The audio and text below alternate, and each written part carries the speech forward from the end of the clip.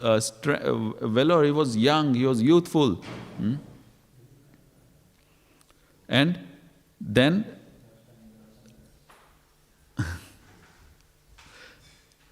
he had how many wives? Anyone knows how many wives he had?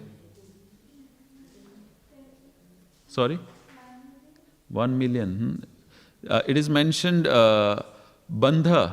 Bandha means unlimited. And Prabhupada translates that word as millions. He had millions of wives. Of course, it wasn't actual millions, but he had so many wives, it was uncountable. So many wives it was there. And in one of the purports, Prabhupada is making hundreds and thousands of wives. So this is how opulence of this king was. He was youthful, strength, he had unlimited wealth, he had so many wives to enjoy. But as in material world, there is always but and if. If only I had this, I could enjoy. And Maharaj Chitraketu had the same problem. If only I had a son, I could enjoy. Even if he had everything that a person in material world in Kali Yuga would desire for, but he couldn't enjoy because he did not have a son. And he was not destined to have a son. But what did he do? When you are not destined to have something, but you still strive for it, you work hard for it, somehow you get it, but it will not remain with you because you are not destined to have it. So Maharaj Chitraketu approached, or Angira Muni, when he came, he told, Maharaj Chitraketu told Angira Muni that I have a desire, I'm lamenting, I'm not happy, even though I have got everything, but I'm not happy because I don't have a son. And Angira Muni, seeing that it was no point to preach to this king, because there are two things which are required. And this is what we see in the material world. If you are in the upper planetary system, there is too much of happiness. So the philosophy does not go in. When you are too happy, when you are enjoying, you don't become serious in spiritual life. And in the lower planetary system, there is so much of suffering. In the hellish planetary system, we heard in the 5th canto, end of 5th canto, there is hellish life. It's so much of suffering. So you don't practice devotional life. When you go and preach to someone who is hungry, say, chant Hare Krishna. He said, first give me food to eat. That's what Srila Prabhupada did. Fed the people of Bauri because they were hungry, they were tired, they were miserable. So first Srila Prabhupada fed them and then asked them to chant Hare Krishna. As gulabs are known as ISKCON bullets. So first he fired them with gulabs. Unlimited gulabs, you can have as much as you want. And then he preached to them. And then it becomes easy. So if you are in the higher planetary system, you are so much happy, happiness is there, enjoyment is there, that you don't practice devotional life. In the lower planetary system, you are suffering, you can't practice. That is why the earthly planet is the best place, because there is sufficient balance between suffering and enjoyment. When you go through suffering and enjoyment and in between you get a chance, it is possible that you will realize from your suffering and you will practice devotional life. So it is easy to practice, and that is why we heard the prayers of, in the 5th canto, we heard the prayers of the demigods. They're praying to take birth in this age of Kali, because there is equal amount of suffering and enjoyment, so that they can practice spiritual life, devotional life, and then go back home, back to Godhead. So here we see Maharaj Chitraketu was lamenting for his son, and his mind was so much, he was overcome by his mind that he would not listen. So Angira Muni thought, let me teach him in a different way. So he blessed him. He performed a yagna, and by that yagna, he gave a pot of sweet rice for his first wife, Kritaditu, to consume, and she would have a son. So Angira Muni gave him a blessing to have a son and told him, but this son will be the cause of happiness and suffering. So when you want something, desire something, or for example, and there was once in one of the purports in the last chapter, it was example of car was giving. Prabhupada is giving example of a car. It is mentioned that when you go to look for something which you need, you will read the instruction, and even if you read all the instruction, you will only see good points in it. Even though there are warnings given, you will just ignore the warnings, because that thing, you need it so much that the mind just reads the good part of it. It does not read the warnings which comes up from it. So similarly, Maharaj Chitraketu did not hear or did not care for shoka part. When Angira Muni said this child will be the cause of happiness, harsha, and cause of shoka, unhappiness. So Maharaj Chitraketu just ignored the shoka part. Or he thought he might be like misbehaved child, which is okay. Children, boys are misbehaved sometimes. So he said it should be okay. So he got a child, and then what happened eventually? The wife, he was just giving attention, or the wife who bare the child, the first wife, became his favorite. He used to spend most of the time with his first wife and completely ignored the other wives, and which caused envy in the heart of these wives. And again, this envy is interesting because it is caused by the insecurity, fear which comes. There was one of the philosopher, Hare. He gave 9 causes of fear, and he wrote this Vairagya Shatakam, where he says that there are different kinds of fear. Bhoge roga bhayam, one who is enjoying the material life, is always fearful of some kind of disease. And then he mentions Kulachyuta bhayam, one who has got family prestige, and this is what Maharaj Chitraketu was going through. Kulachyuta bhayam, that the family pride, it is because of when one who is having a family, he is always fearful of reputation of his family. And then there is Vite Nripata bhayam. So one who is like a kingly opulence is always fearful of losing that opulence. One who is rich is always fearful of losing. And then Mane Daina bhayam, one who has got respect in the society is always fearful of losing that, becoming infamous or losing that reputation. And then Bhartahari Maharaj mentions the next one is Balen Ripu bhayam. So one who is like strong is always fearful of losing his strength or overcoming by his enemies. So he is fearful of that.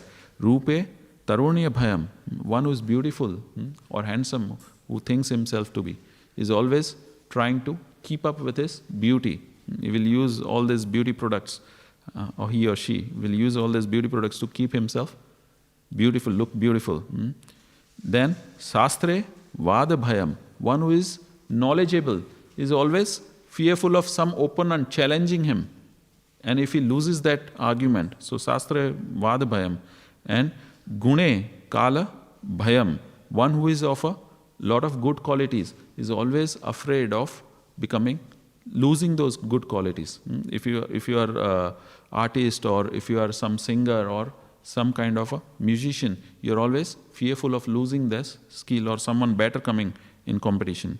And the last one is mentioned, Kaya Kirtan Tat Bhayam. So anyone who has got a kaya means body, is always afraid of losing that body. So these are the 9 kinds of fear one goes through, and this is the cause of envy. If you see someone better than us, then, or if somebody gets more respect or more qualities, then you become fearful of that person, and envy comes into the heart. And then Maharaj Bhartahari tells very nice thing in the end, after describing these 9 kinds of fear. He said, Sarvam vastu bhayam vitam bhuvi nirnam vairagya eva bhayam. So he said, but even though these fears are there, but if somebody is vitraga or detached from everything in this material world, he does not have any fear. He is fearless. So anyone who is not attached to anything in this material world, he is not fearful. He is very strong. He does not go through any of this emotions of kama, krodha, lobha, maya, mada, matsara, lust, anger, greed, illusion, pride, envy. He does not go through this because he is completely fearful.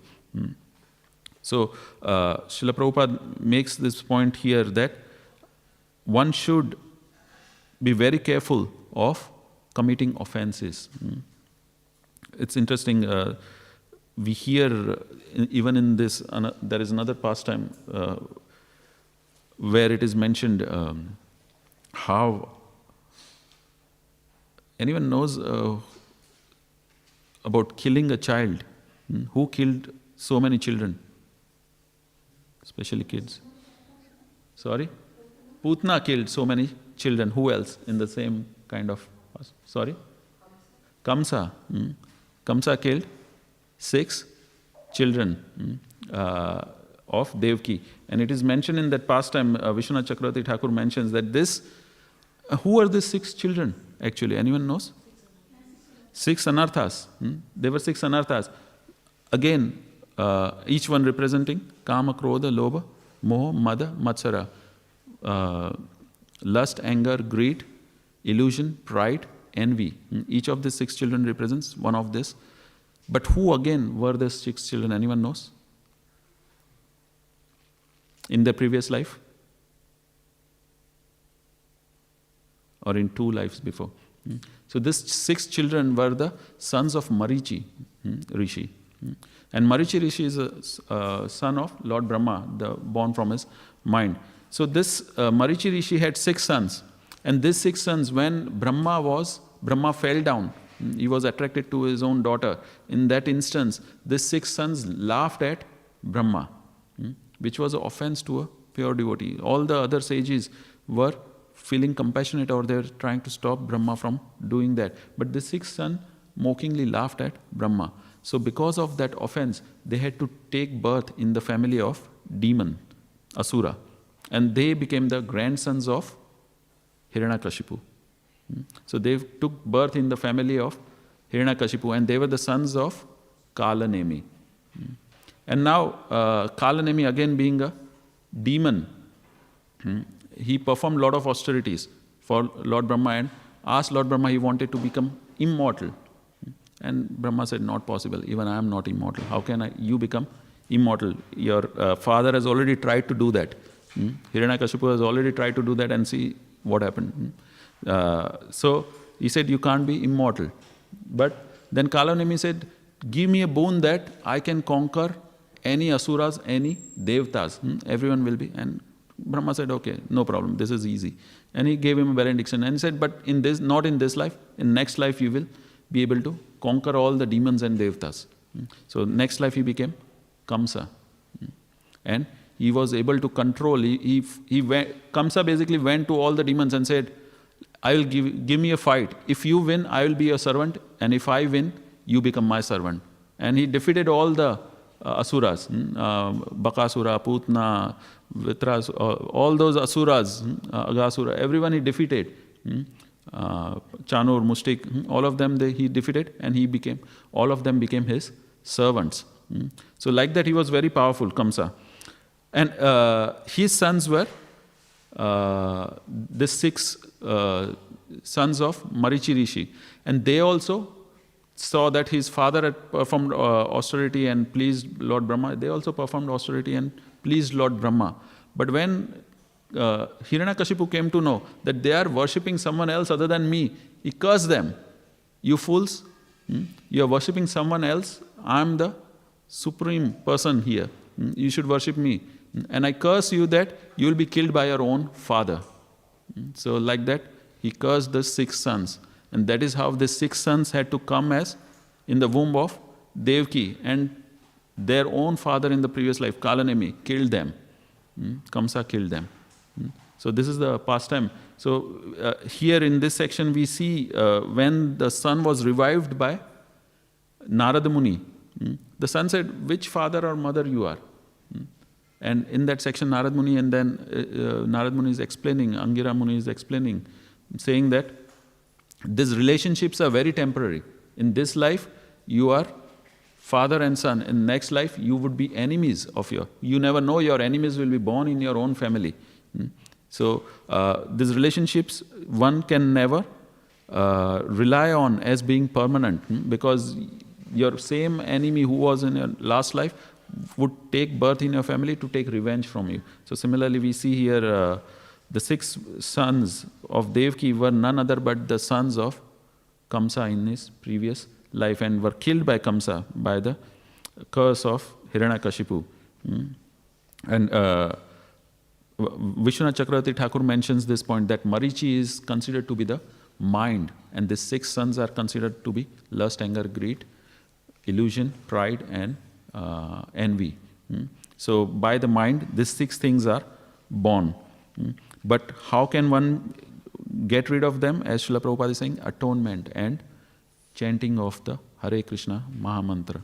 And then we know the pastime of how after killing these 6 children, Lord Balram is born within the womb of Mother Devaki and purifies the womb. And when these 6 sons are dead, Lord Balram, who is the Adi Guru, who is spiritual master, who purifies the place, when he leaves, Krishna is born.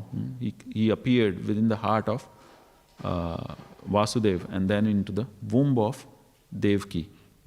So, by the process of chanting of the Hare Krishna Mahamantra, one purifies his 6 vices, and by that purification, one comes to the platform where one gets the Brahmana Brahmite Kono Bhagyavan Jeev Guru Krishna Prasade Pai Bhakti Lata Bij. By the mercy of Krishna, one gets Guru, and by the mercy of Guru, one gets Krishna, the living entity Brahmana Brahmite, who is going in the material universe from life after lifetime. By the mercy of Guru and Krishna, then he is able to get the seed of bhakti. And by that seed of bhakti, one becomes purified. But one has to, and Srila Prabhupada warns us, one should not commit the 7th offense. One should not commit the sinful activities which is going through again and again. One has to stop that. Only then, when one is chanting without offenses, Srila Prabhupada says, without offenses, if one chants the holy name of the Lord, one becomes free from the material vices and one goes back home, back to Godhead.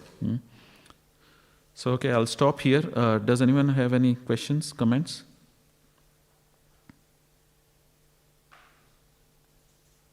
Yes, Prabhu. Sorry.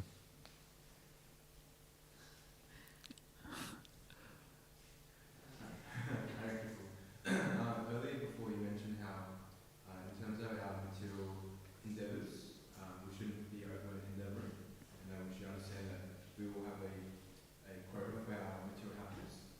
But then right now, especially in the Western kind of society, the trend is that your happiness is very dependent on your own ambition, on your own effort, of like this kind of go-getter growth mindset, especially if you see all these entrepreneurs. And so it's kind of like instilling into us that our success is in our own hands. So when we're preaching, how do we try to convey to people that, your happiness is really limited? It's not actually depending on you, it's actually based on your karma or your destiny.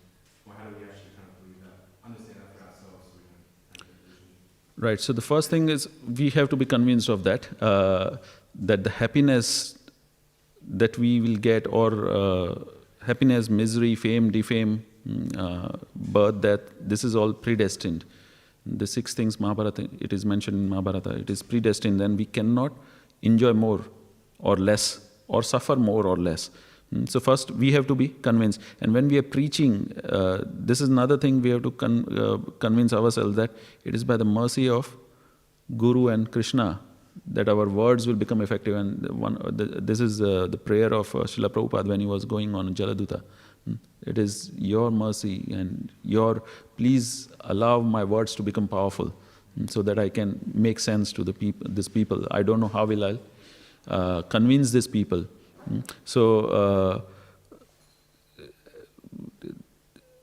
the process is such, and in our preaching we do have to mention these things. And where is Dvijpitamba Prabhu? So I remember when he first came to temple, somebody told him, you come to temple, there are many people, he was into IT. Somebody told him, you come to temple, there are many IT people here, and you will get a job. He came as a student, right? And there were 6 of friends, and Dhyanmurti Prabhu and Dvijpitamba Prabhu were 2 of them, right? So they become immediately Gujarati family, right? Oh, this is a good opportunity, right? I'll come to temple and I'll make friends and I'll get a job, and then that's it. My life will be successful. So sometimes we do make those statements, come to temple, you will make friends with IT people and then you'll get a job, right? But that is not the purpose why you want people to come. And we see he has got a job now, full-time job. He's more busy than anyone else. So, but the thing is, but he's happy. He has changed his destiny. He could have been good IT and he was working in IT, he was doing good in that. He could have had been a manager or someone in IT. But when you perform devotional life, we have to understand the process, or we have to make others understand as well, that devotional life is not for just this life. It is forever. We are working, and whatever materially we will do, what will happen? In next life, we'll again come back, study, A for apple, B for boy, C for cat, D for dog. Start from A to Z again go through schooling, again go through the entire process. So, the point is, Srila Prabhupada told about body and spirit. You're not the body, you are spirit, soul. That is the basis. One has to come to that agreement first, before he can understand any higher science.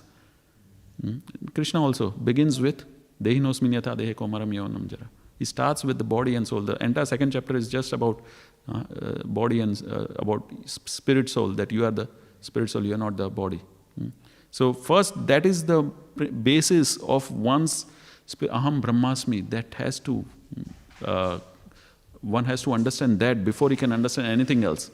Karma or destiny or bhakti, before one can go to that level, that is the basis. So first we have to convince them. So,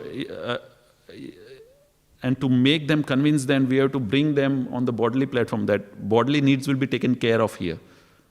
So we cannot ignore the body. And that is why we have got the prasadam distribution. In Melbourne, I don't think anybody will have any bodily problems. So one can come to temple and we feed them until they are satisfied materially, and then they say, okay, now let me hear spiritual science. So then it becomes easy. As we mentioned, there has to be equal balance of misery and happiness to progress in spiritual life. If it is only misery, you will be always thinking about that miseries. If you are only happy, you are enjoying your material life, you will not think about spiritual life. Why? What is wrong here? I'm a manager. I'm doing career-wise good. I have got this company, that company. I'm opulent.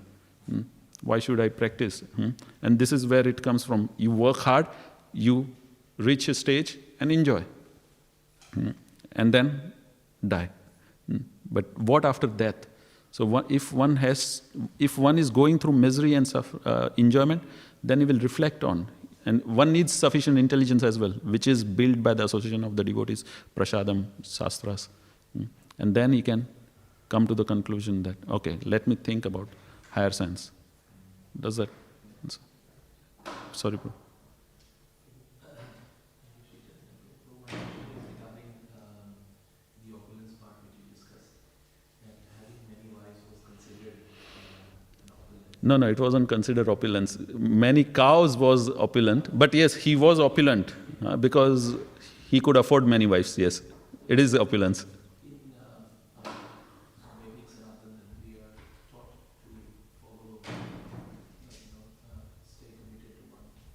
On the other part, we see that there is some faith that polygamy is allowed still. So, how can we, when you come across such people, how can we counteract their argument that committing yourself to one wife is the best way to live? Yeah, so there was a reason why Maharaj Chitraketu, and in this section also it was mentioned that Maharaj Chitraketu married many wives because he couldn't have a son from his first wife. And then he married another wife and still he couldn't have sons, so he kept on marrying. But the point is, if you read one should not take just one part of the Vedas or Shastra. You have to take the entire Vedas or Shastra to understand. So when you go through the entire thing, you should understand only Kshatriyas were allowed to marry multiple wives. Because they were, first of all, opulent, they had sufficient means to support all the wives, and they can satisfy all the wives.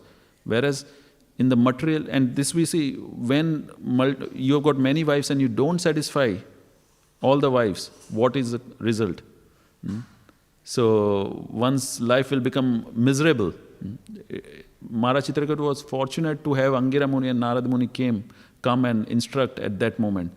But if one is not so much of qualified or fortunate, then what would be the life of Maharaj Chitraketu?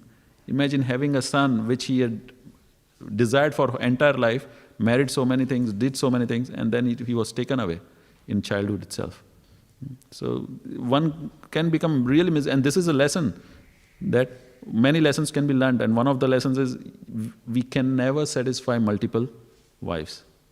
So it's better to follow Lord Ram and have only one. So there are examples of Lord Ram as well. Was a Lord who could have multiple wives, but he was a Maryada Purushottam. So we shouldn't follow or imitate God. So it's when we hear all these pastimes, we should not imitate, because these are not ordinary personalities. They are exalted personalities, they are pure devotees of the Lord. So if you imitate them, because our, especially in Kali Yuga, we are limited by many things. We'll never be able to do justice to many people. So only if there is a need, one can marry more than one wife, especially if he is a Kshatriya, or if he can satisfy all the wives equally, and which is there in the other religions. But as a Vaishnava, yes, we restrict to one wife, or better not to have wife if you are a brahmachari. But as a grahastha, yes, there shouldn't be the need for multiple, because it's not possible. Any grahastha would tell it's not possible to satisfy one's own mind, what to speak of satisfying another mind as well. In Kali Yuga, it's so difficult. Okay, any other questions, comments? Okay, we'll stop here. Granth Raj Śrīmad Bhāgavatam ki jai, Śrīla Prabhupada ki jai.